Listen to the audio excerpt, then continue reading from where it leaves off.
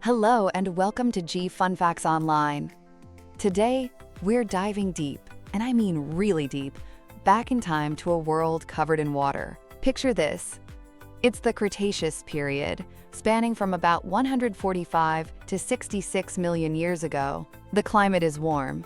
The sea levels are so high they've swallowed huge chunks of continents, and the supercontinent Pangaea is actively breaking apart. This watery world created the perfect stage for some of the most terrifying and magnificent predators the Earth has ever known. So grab your scuba gear, because we're about to explore the oceans of the Cretaceous. Our story unfolds across two massive bodies of water. First, there was the Tethys Ocean, a vast tropical sea that separated the ancient continents of Laurasia and Gondwana. It was a bustling hub of biodiversity. The other major player was the Western Interior Seaway. This was a colossal inland sea that literally split North America in two, stretching all the way from the Gulf of Mexico to the Arctic Ocean. At its peak, it was over 2,000 miles long and up to 2,500 feet deep. Its warm, shallow waters were a perfect hunting ground, and lucky for us, conditions on its seafloor were excellent for preserving fossils, giving us an incredible window into this lost world. So who were the kings of this aquatic kingdom? While dinosaurs ruled the land, the oceans were dominated by a spectacular group of marine reptiles. Later in the Cretaceous, a new group of predators appeared and quickly shot to the top of the food chain, the mosasaurs. Now these were not dinosaurs. They were giant aquatic lizards, closely related to the monitor lizards we see today. With long, powerful bodies and massive jaws packed with sharp, conical teeth, they were the ultimate hunters. The iconic mosasaurus itself could reach lengths of up to 60 feet, making it an apex predator, capable of taking on almost anything. Of course, we can't talk about Cretaceous seas without mentioning the plesiosaurs.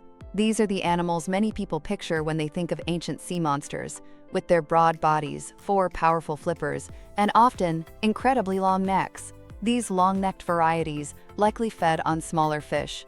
But their cousins, the plesiosaurs, were a different story. These were short-necked plesiosaurs with absolutely massive skulls. Some had jaws over 2 meters long, a clear sign of their status as top predators. And while their golden age was ending, the ichthyosaurs, or fish lizards, were still around in the early Cretaceous. These reptiles are a perfect example of convergent evolution, developing streamlined, fish-like bodies to become fast and agile swimmers, hunting fish and squid. But the reptiles weren't the only monsters in the deep. The oceans were also home to some truly fearsome fish. One of the most impressive was Xiphactinus, a beast of a bony fish that could grow over 15 feet long. They called it the bulldozer fish for a reason. Its powerful body and large fang-like teeth made it a terrifying hunter. There's even a famous fish-within-a-fish fossil, showing a Xiphactinus that died right after swallowing a 6-foot-long fish whole. That's a serious appetite. And of course, there were sharks.